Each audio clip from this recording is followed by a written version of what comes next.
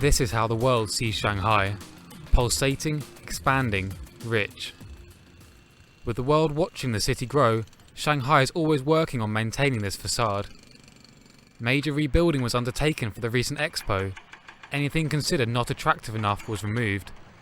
It is also hoped that visitors from the countryside, who identify with a more historical Shanghai, won't get lost so easily in the changing city.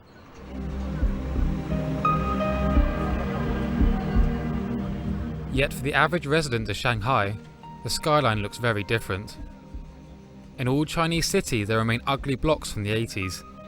They now seem hopelessly out of date, and demolition is only a question of time. But it is in these buildings that the rent is affordable.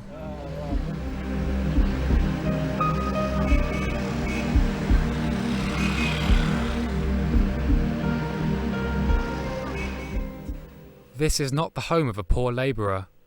2 young academics with good jobs live here. They also live with a lodger.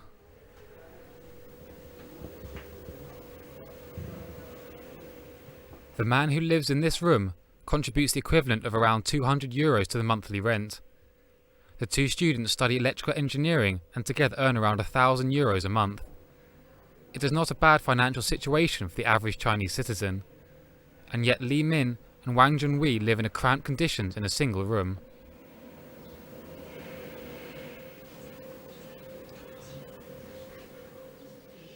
They hope to eventually move out of here, into a common-hold apartment. To achieve that, they will gladly accept a few hardships for now, and console themselves that they at least live in the centre of the city.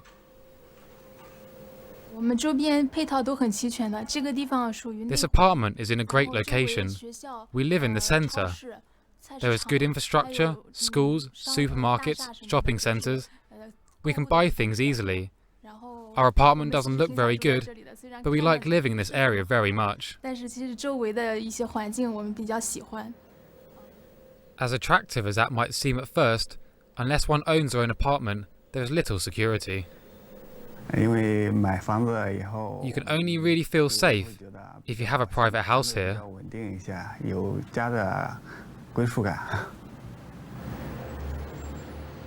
The couple are looking for another apartment, one that looks better and might even belong to them. They've already been looking for a year.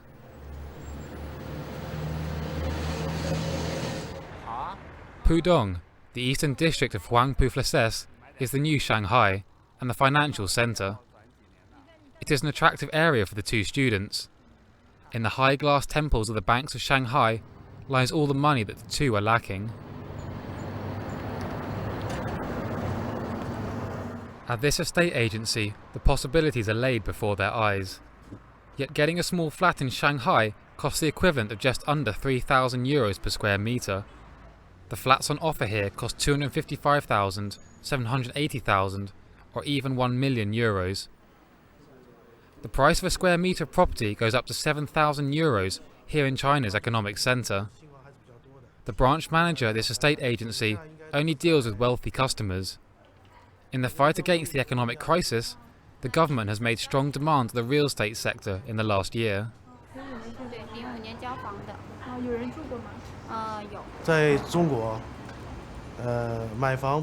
In China, flats are not only bought to live in.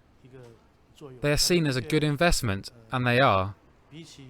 Compared to stocks or investing in gold, which are both subject to variations, the value of housing has been rising for years.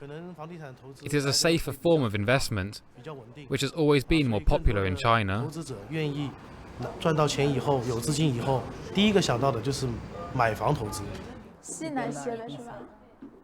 An employee of the agency shows the young couple around a relatively new development from 2006, which is available for €6,000 per square metre.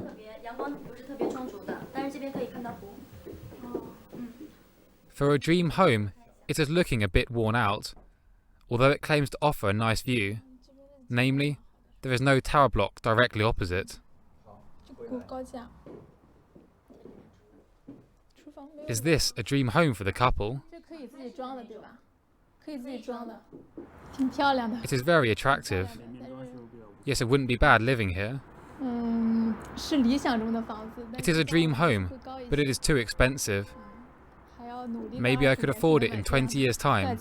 In the foreseeable future, probably not. They move on to a cheaper address. These residential constructions are still a shell. The exterior is painted, the interior unfinished.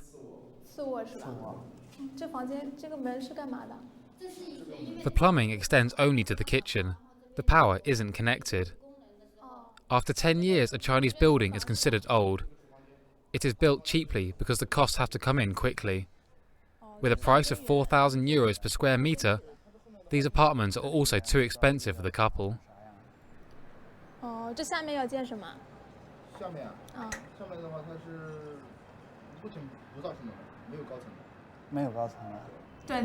We also can't buy this. This place isn't worth the price.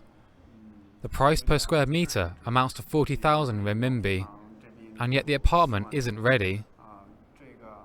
We would have to invest a lot more into the development and furnishing. This is an additional cost we can't afford. It is too expensive if this is all you get.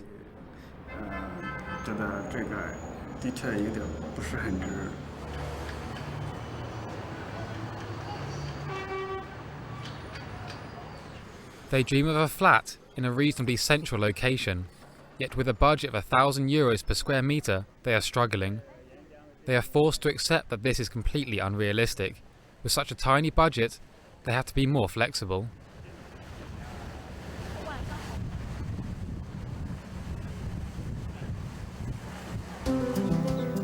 An hour's drive out of Shanghai, apartment blocks are emerging for those who want more comfortable Chinese-style accommodation, but at an affordable price.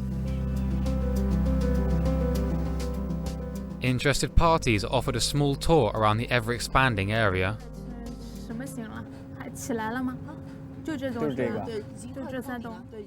The satellite city of Qingpu is rapidly becoming a refuge for the middle classes. Many buyers have moved here, away from Shanghai. The houses here are about 80 square metres smaller in dimension, and yet they are still able to demand a price of over €1,300 per square metre. Anyone who wants to buy an apartment here needs to move quickly.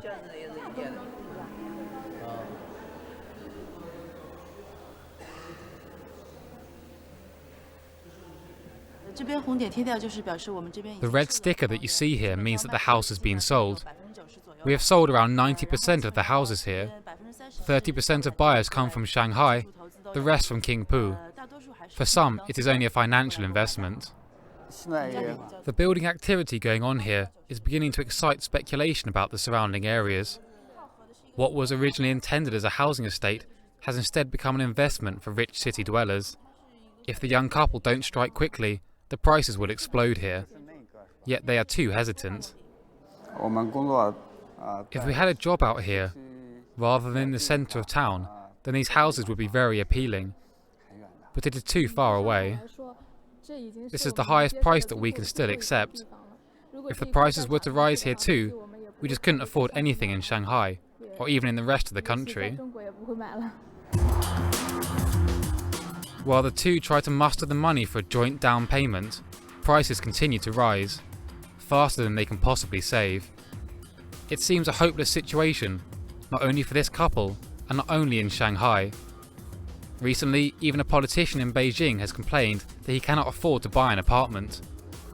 Whatever the short-term gains of this real estate bubble, China could eventually pay a very high price.